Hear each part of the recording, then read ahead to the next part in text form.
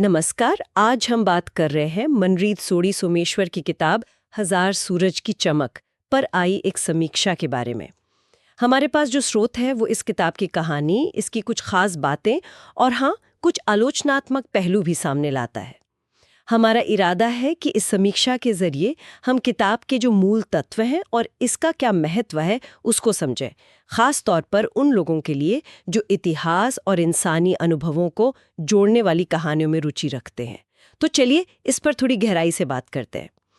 तो ये किताब जो है मतलब कई पीढ़ियों की कहानी है।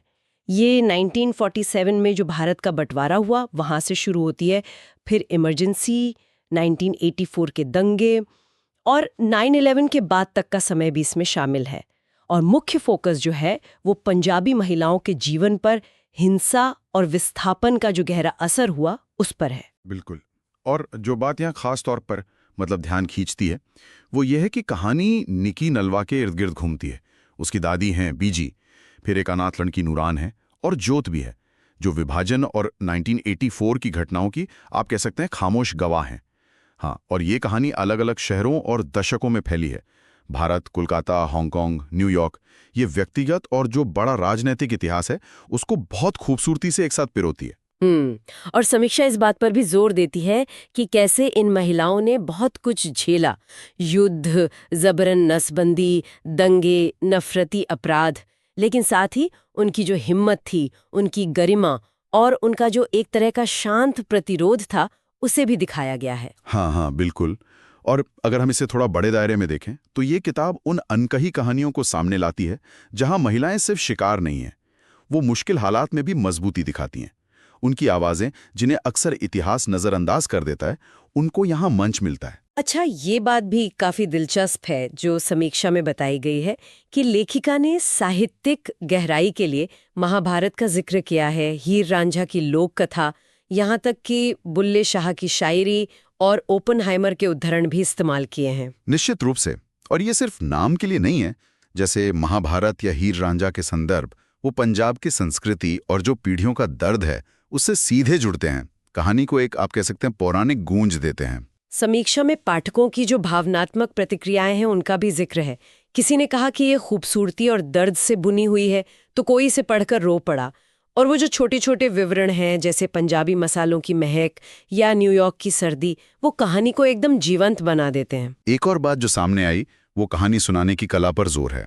जैसे निक्की अपने पिता के अधूरे मौखिक इतिहास प्रोजेक्ट को आगे बढ़ाती है। हाँ, और ये बात रेखांकित करती है कि यादों को सहेजना कितना जरूरी है। अपने वजूद को बचाए रखना, अपनी आवाज को फिर से पाना, इन सब के लिए कहानी कहना एक बहुत महत्वपूर्ण जरिया बन जाता है।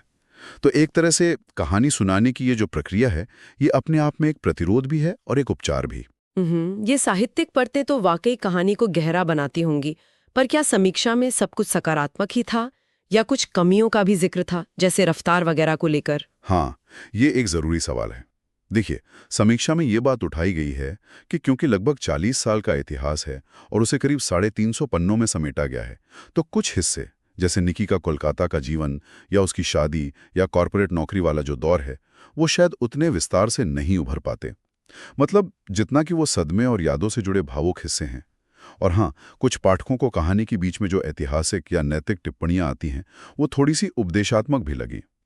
ऐसा लगा कि वो कहानी के सहज प्रवाह को कहीं कहीं रोकती हैं। अच्छा, तो फिर कुल मिलाकर समीक्षा का निष्कर्ष क्या निकलता है? क्या ये किताब पढ़ने लायक है? बिल्कुल, निष्कर्ष यही है कि हाँ, रफ्तार की छोटी मोटी कमियां हो सकती हैं या कहीं कहीं थोड़ा उपदेशात्मक लहजा लग सकता है, लेकिन इन सब के बावजूद किताब का जो भावनात्मक असर है, उसकी जो सांस्कृतिक गहराई है और कहानी की जो कई परतें हैं, वो इसे बहुत शक्तिशाली और प्रभावशाली बनाती हैं। तो समीक्षा इसे उन लोगों के लिए तो जरूर रेकमेंड करती है जिन्हें दक्षिण एशियाई इतिहास में रुचि है, जो पीढ़ी दर पीढ़ी चलने वाली कहानियां पसंद करते हैं, मितक और यथार्थ का मेल देखना चाहते हैं और खासकर उन महिलाओं की आवाजें सुनना चाहते हैं जिन्हें अक्सर अनसुना कर दिया जाता है। तो ये थी हजार सूरज की चमक की समीक्षा पर हमारी आज की चर्चा। ये निश्चित रूप से उन लोगों के लिए एक अहम किताब लगती है जो इतिहास को सिर्फ घटनाओं के चश्मे से नहीं बल्कि इंसानी तजुर्बों के जरिए समझना चाहते हैं। और अंत में बस एक विचार छोड़ जाते हैं सोचने के लिए इतिहास की जो बड़ी उथल-पुथल वाली घटनाएं होती हैं, उनके बीच में ये जो छोटी व्यक्तिगत कहानियां होती हैं, खास तौर पर महिलाओं की अनकही दास्तानें, वो उस दौर की उस सच्चाई को समझने में हमारी कैसे मदद करती हैं, जिसे शायद सरकारी या आधिकारिक इतिहास अक्सर अनदेखा कर देता है।